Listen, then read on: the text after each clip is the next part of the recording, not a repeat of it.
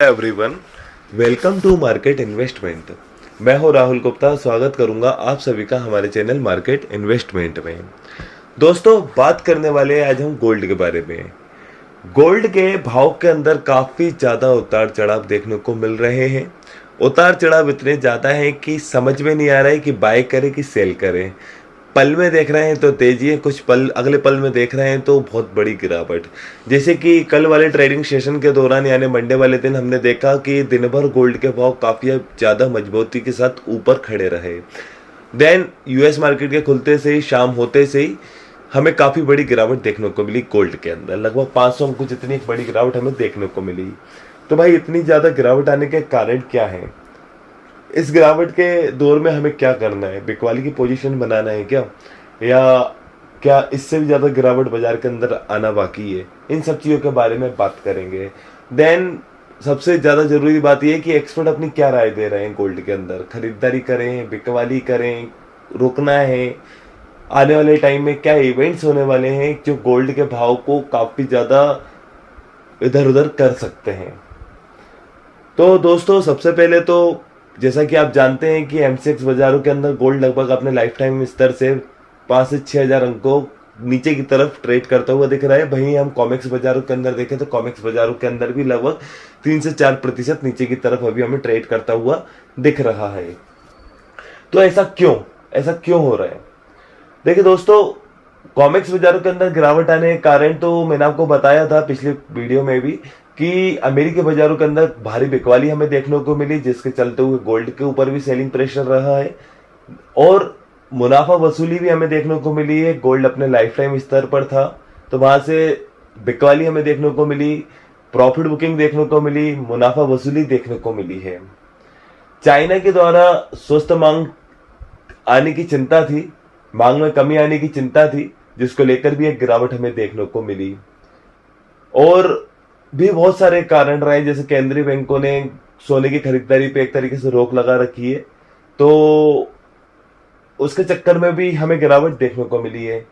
वहीं भारतीय बाजारों के अंदर कस्टम ड्यूटी का कम हो जाना, ये भारतीय बाजारों के अंदर स्पेशली 4000 अंकों की एक बड़ी गिरावट रही है अलग से। तो ये कारण है गोल्ड के अंदर इतनी बड़ी गिरावट आने के। ऐसे छोटे मोटे कई कारण रहे हैं जिसके चक्कर में काफी बड़ी गिरावट हमें देखने को मिली है। वहीं अगर बात करें तेजी आने के भी बहुत सारे कारण हैं। अभी तेजी आने के कई कारण हैं अभी बाजार के अंदर, जैसे कि महंगाई दर लगातार हमें कंट्रोल में आती हुई दिख रही है। अब महंगाई दर कंट्रोल में आती हुई दिख रही है तो भाई फेड अपनी ब्याज दरों के अंदर कटौती कर सकता है, ऐसा अनुमान लगाया जा रहा है।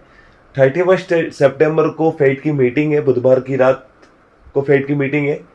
तो ऐसा अनुमान लगाया जा रहा है कि इस बार ब्याज दरें मतलब स्टेबल रहेंगी, नो चेंजेस में रहेंगी, लेकिन सितंबर वाली मीटिंग में ब्याज दरों के अंदर कटौती हो सकती है, पहली ब्याज दरों की कटौती हो सकती है, ऐसा अनुमान लगाया जा रहा है। ऐसा कई एक्सपर्ट का मानना है और कई एक्सपर्ट का मानना है कि इस साल में 3 बार ब्याज दरों के अंदर कटौती हमें देखने को मिल सकती है।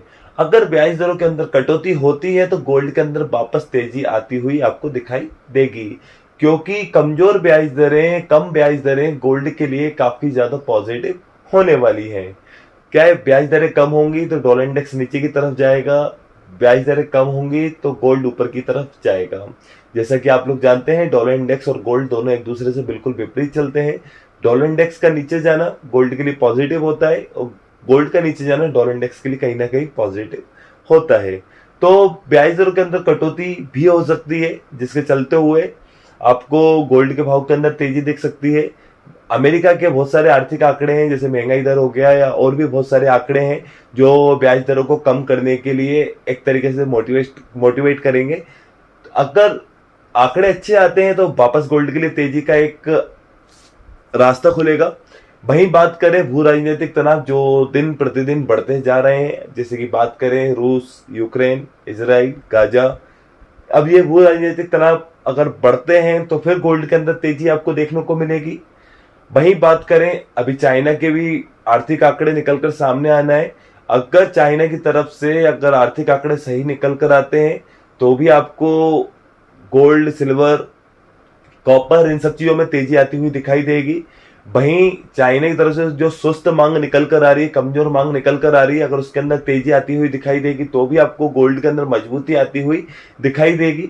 वहीं अगर केंद्रीय बैंक अगर खरीदारी वापस चालू करते हैं तो वापस गोल्ड के अंदर आपको तेजी देखने को मिलेगी। तो इन द एंड मेरा मानना ऐसा है कि अभी फिलहाल में आपको बाय ऑन डिप बिल्कुल कर लेना चाहिए। जैसे कि कल सोमवार वाले दिन आपको गोल्ड के अंदर बड़ी गिरावट देखने को मिली, 500 अंक जितनी एक बड़ी गिरावट देखने को मिली, और 500 अंक जितनी बड़ी गिरावट देखने के बाद 300 अंक जितनी आपको एक रिकवरी भी आती हुई दिखाई दी है। तो दोस्तों बाय ऑन डिप करो, अभी फिलहाल छोटे मोटे प्रॉफिट भी मार्केट से उठा लो, लेकिन बाय ऑन डिप भी करो तो एक स्टॉप लॉस के साथ करो। विदाउट स्टॉप लॉस तो मार्केट के साथ मार्केट में व्यापार ही नहीं कर सकते इस समय, क्योंकि मार्केट काफी ज्यादा तेज है, काफी ज्यादा उतार चढ़ाव होना है बाजार के अंदर। अभी भी गोल्ड खतरे के निशान के आसपास ही है। अगर यहाँ से थोड़ा सा भी गिरा तो $2360 पे ब्रेकआउट अगर बनता है तो सीधे $2320 पे आपको गोल्ड आता हुआ दिखाई देगा। तो अगर $2320 अगर गोल्ड आता है तो भारतीय बाजारों में 66,500 के आसपास गोल्ड आ जाएगा। तो फिलहाल इसकी उम्मीद अभी फिलहाल में थोड़ी सी कम है, लेकिन अभी बाय ऑन डिप करो। बाय ऑन डिप पे बिल्कुल आपको प्रॉफिट होने की संभावना है, और लेकिन एक स्टॉप लॉस को आपको मेंटेन करना है। अभी सेलिंग पोजीशन मत बनाइए, क्योंकि गोल्ड को ऊपर आने की बहुत सारी संभावनाएं अभी बन रही है। जैसे कि अमेरिका के अंदर इलेक्शन भी है, तो अगर इलेक्शन से भी गोल्ड को शायद हो सकता है सुरक्षित सेफ इन्वेस्टमेंट के रूप में जगह मिल जाए, और फेड ब्याज दरें कम कर सकता है, तो ये भी सेफ मतलब गोल्ड के लिए पॉजिटिव हो सकता है। तो गोल्ड को ऊपर आने के बहुत सारे रास्ते हैं। तो फिलहाल आपको मैं इतना ही बोल सकता हूँ, बाय ऑन डिप करो, स्टॉप लॉस के साथ करो। विदाउट स्टॉप लॉस मार्केट के अंदर काम बिल्कुल मत करो। दोस्तों अभी सप्ताह के अंत में पेरोल डेटा निकल कर आना है शुक्रवार वाले दिन, जिसके ऊपर आपको बहुत तेज नजर बनाना है। तो पेरोल डेटा के ऊपर नजर बनाइए। ऊपर से फेड की मीटिंग है बुधवार की रात को, तो उसके ऊपर नजर बनाइए। और कई एक्सपर्ट का मानना है इस सप्ताह के अंत तक आपको गोल्ड के भाव सुधरे हुए नजर आ सकते हैं। जैसे कि फेड की मीटिंग के बाद या पेरोल डेटा के बाद आपको गोल्ड के अंदर तेजी दिखाई दे सकती है, और 70,000 रुपए तक आपको गोल्ड के भाव जाते हुए दिखाई दे सकते हैं सप्ताह के अंत तक, अगर फेड किसी भी तरह से ब्याज दरों को कम करने की अगर बात करता है। ऐसा एक अनुमान लगाया जा रहा है, एक्सपर्ट का मानना है ऐसा है। लेकिन बाय ऑन डिप करना बिल्कुल बनता है, लेकिन एक इसमें stop loss, proper stop loss maintain करो। मार्केट के अंदर सेलिंग प्रेशर बहुत है, सेलरों का दबाव बहुत है, बिकवाली का दबाव बहुत है, लेकिन मत डरो इससे। नीचे की तरफ आपको अगर खरीदारी का मौका मिलता है तो एक स्टॉप लॉस के साथ बिल्कुल खरीदारी करो, और थोड़ा अभी फिलहाल में छोटे मोटे प्रॉफिट लेकर फिलहाल मार्केट से अभी दूर रहो। एंड विदाउट स्टॉप लॉस तो मार्केट के अंदर व्यापार मत करो। अभी अच्छे मौके हैं खरीदारी करने के, निचले स्तर से खरीदारी कीजिए, और एक एक डेटा के ऊपर, एक एक अपडेट के ऊपर नजर बनाकर अपनी पोजीशन बनाइए।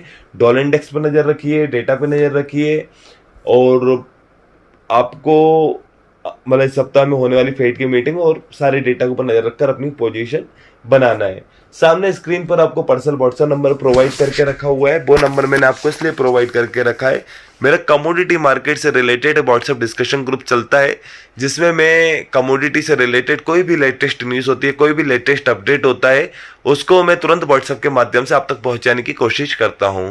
अगर आप भी मेरे कमोडिटी ग्रुप में ऐड होना चाहते हो तो सामने दिए हुए नंबर पे मुझे व्हाट्सएप पे मैसेज कीजिए, आपके नंबर को मैं अपने कमोडिटी ग्रुप में ऐड कर दूंगा। चलिए दोस्तों, अगर आपको ये मेरी वीडियो अच्छी लगी तो मेरी इस वीडियो को लाइक कीजिए। अगर आप मेरे साथ जुड़कर रहना चाहते हैं तो मेरे इस चैनल को सब्सक्राइब कीजिए, एंड अंत तक मेरे साथ इस वीडियो में बने रहने के लिए आप सभी को मेरा दिल से धन्यवाद।